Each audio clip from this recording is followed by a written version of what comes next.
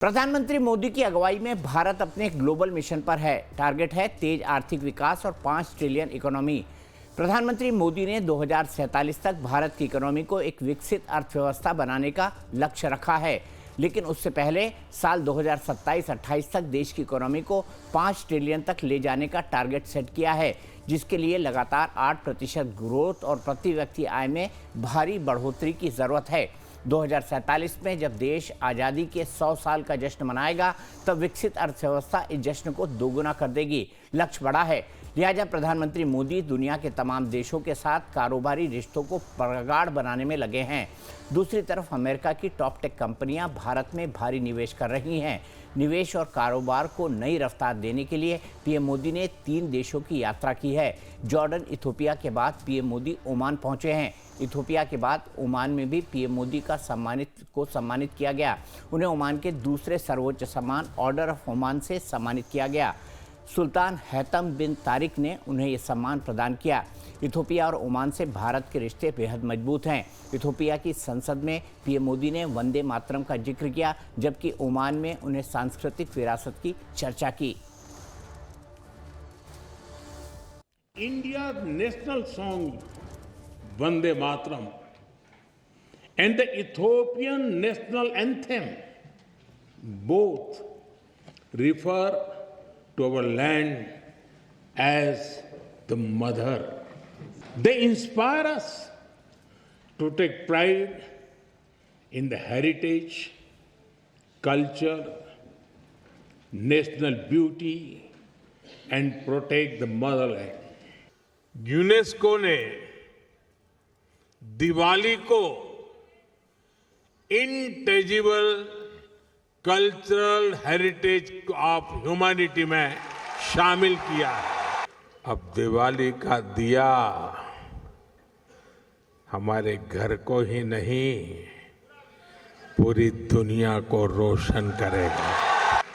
यह दुनिया भर में बसे प्रत्येक भारतीय के लिए गर्व का विषय है।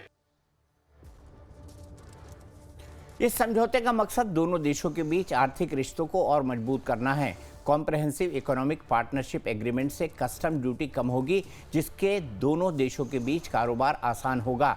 इसके साथ ही पेशेवर लोगों को राहत और सुविधाएं मिलेंगी। भारत ओमान बिजनेस समिट में पीएम मोदी ने दोनों देशों के मजबूत रिश्तों की सराहना की। उन्होंने ओमान के स्टार्टअप से भारत में निवेश की अपील की। कॉम्प्रिहेंसिव इकोनॉमिक पार्टनरशिप एग्रीमेंट यानी सीपा हमारी पार्टनरशिप को 21वीं सेंचुरी में नया विश्वास, नई ऊर्जा से भर देगा। यह हमारे साझा भविष्य का ब्लूप्रिंट है।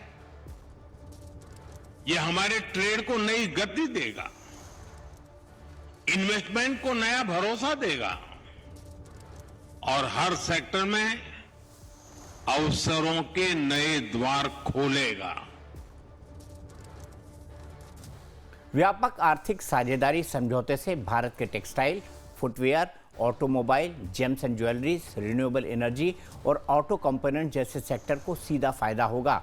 भारत और ओमान के रिश्ते क्यों अहम हैं, ये समझना भी जरूरी है। भारत ओमान के कच्चे तेल का चौथा सबसे बड़ा खरीदार है। 2023 ने भारत में ओमान से करीब 4 करोड़ रुपए का कच्चा तेल खरीदा था। इसके साथ ही भारत ओमान के प्लास्टिक, रबर से बने प्रोडक्ट, केमिकल, मेटल जैसे गैर तेल उत्पादों का तीसरा सबसे बड़ा बाजार भी है।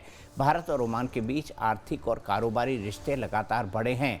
दोनों देश एक दूसरे के बीच करीब $10.5 अरब का कारोबार करते हैं। भारत ओमान से $6,000 का आयात करता है, जबकि निर्यात $4 अरब का है। भारत ओमान को खनिज, ईंधन, केमिकल, इस्पात, अनाज, विद्युत मशीनरी और चाय मसाले भेजता है। ओमान से प्रमुख आयात पेट्रोलियम और यूरिया है।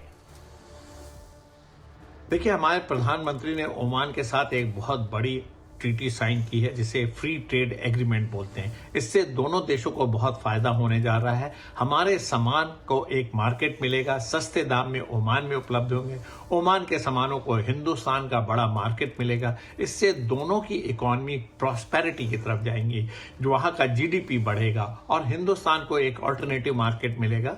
मिडिल ईस्ट में एक एक्सेस मिलता है ओमान के थ्रू।